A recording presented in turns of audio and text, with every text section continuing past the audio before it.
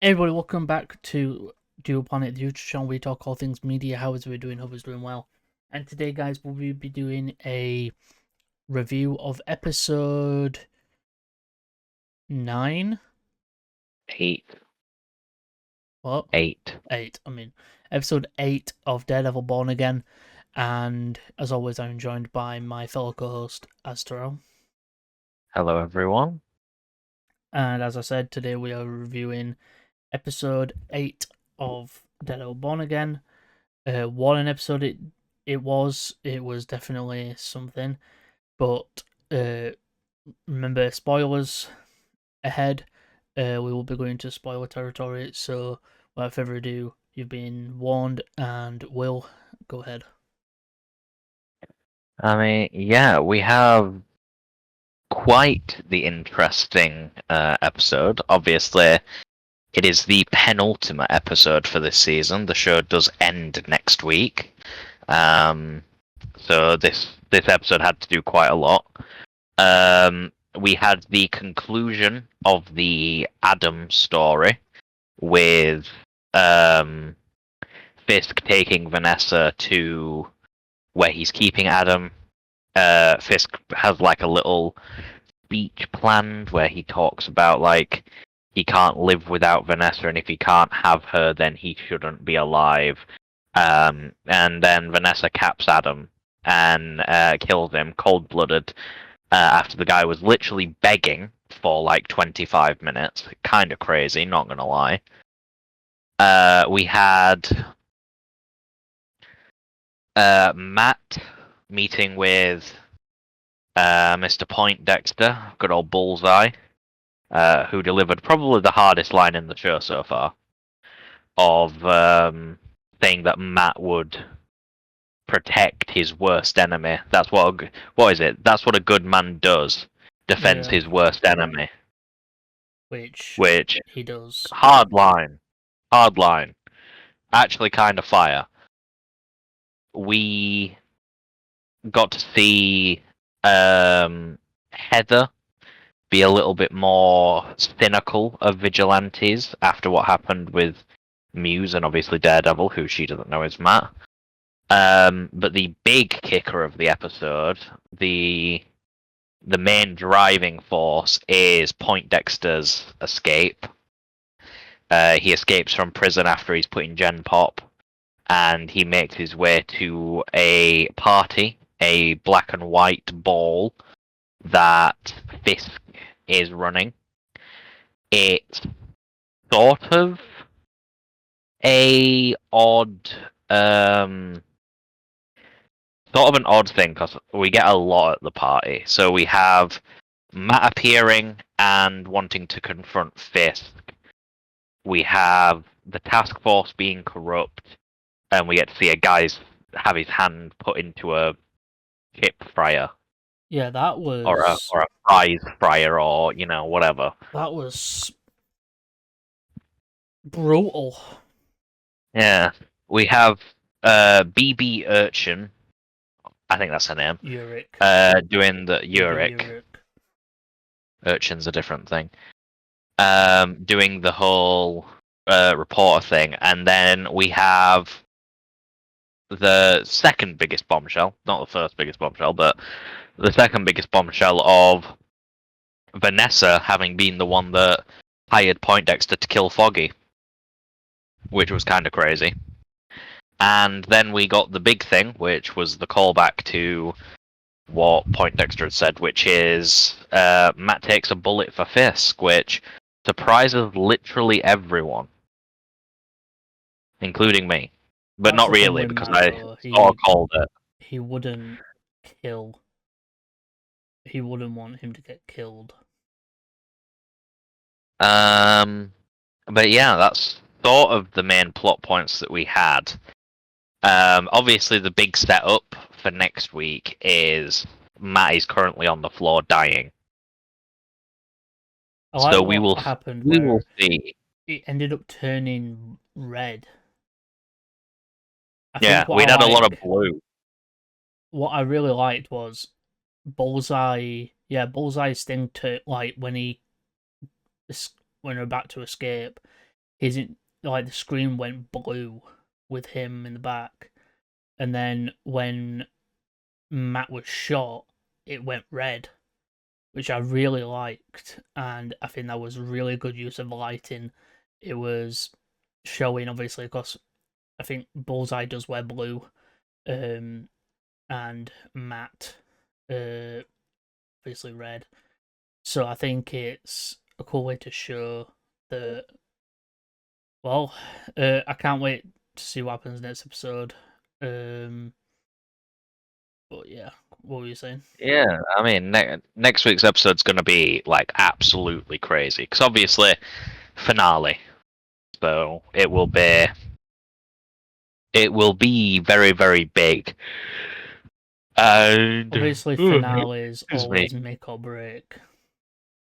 As far as I know, these two last episodes, as far as I know, are directed by the same people who did episode one.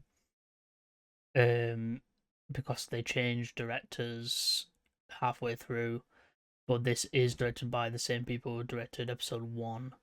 So that's why like story and quality stuff is a bit different. And Interesting that we haven't seen Punisher again. So I assume he's going to play a pretty big role next week with Matt having been shot. I think it might turn out that the cops end up having the logo on their chest, because they don't have it yet. So they're going to put the Punisher logo on their chest, and that's when he's probably going to come out and be like, "Yeah, I'm a badass. I am John Bernthal. I am John Bernthal, the Punisher, bitch." Um, I think this episode really did an amazing job at telling us the story. Like finding out that Vanessa had Foggy killed is interesting, but it's also weird that Poindexter would even work for Vanessa. Um, Yeah. unless he didn't know that's who he were working for. Um, so like he ended up killing Foggy. I still want to believe Foggy's not dead. Same. I However, still hope that they're doing the story where he faked his death.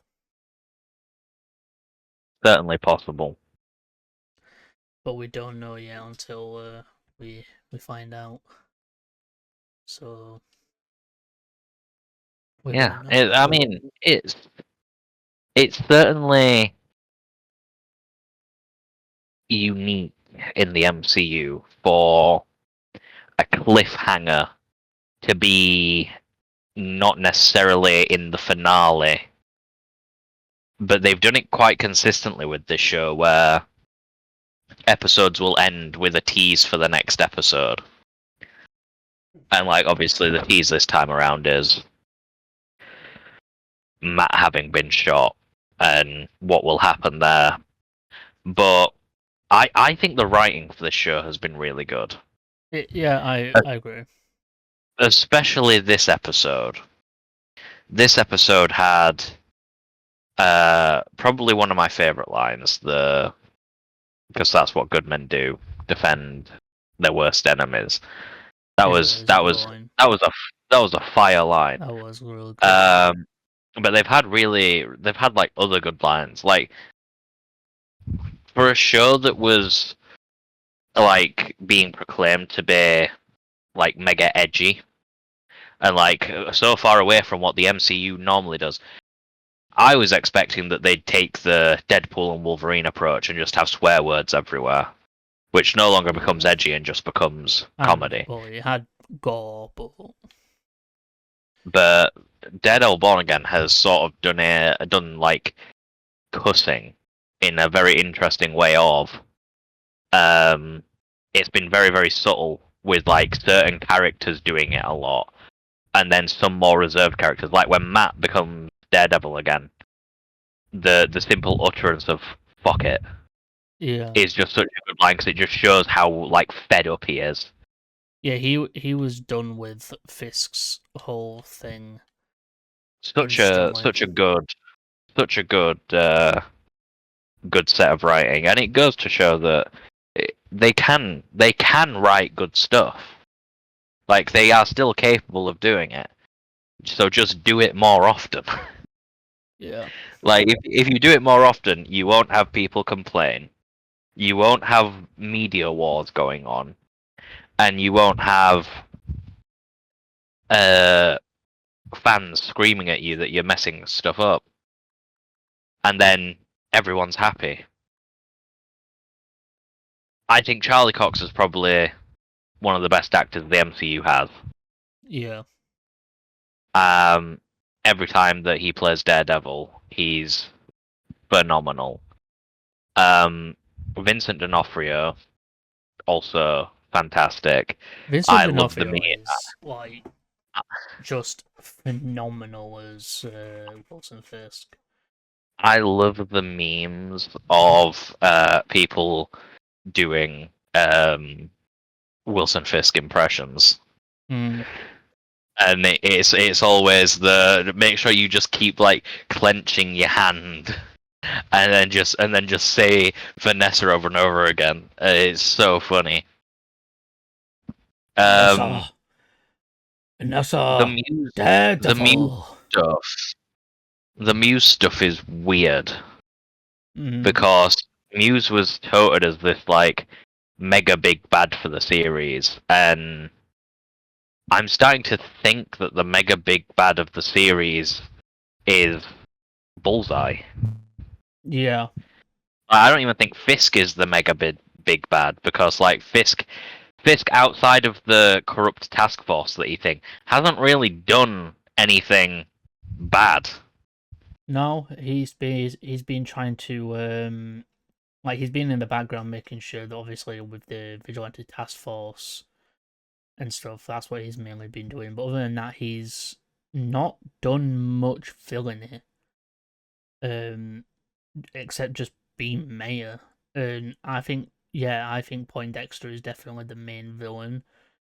Definitely of these two episodes. And I'm here for it. Like he's definitely like fucking psychotic for one. Yeah, my guy's crazy.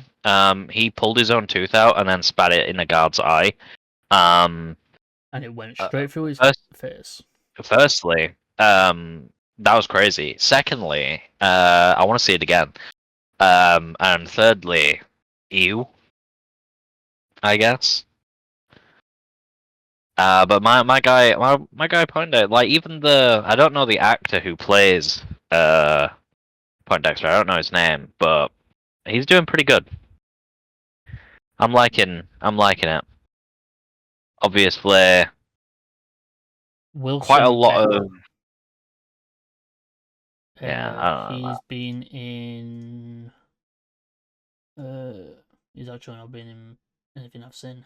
Heart of Dixie, All Rise, Match Me If You Can, Doors, Tunnel Rats, Wyatt Earp's Revenge, Generation Kill, The Astronaut Wives Club, Inside the Box.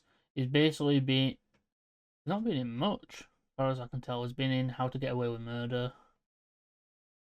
I'm guessing Daredevil is definitely the big thing for him. Yeah, But but he's yeah, amazing. I'd like to see him in more. yeah. He's doing really well. The guy's got a good cadence about him when he's on screen He as can definitely play a Poindexter. fucking psycho. I mean this episode, I don't feel any shame in proclaiming it a 9.5 out of 10. I really enjoyed it. I think I'm gonna agree. I'm gonna agree with that because I think it was fucking phenomenal.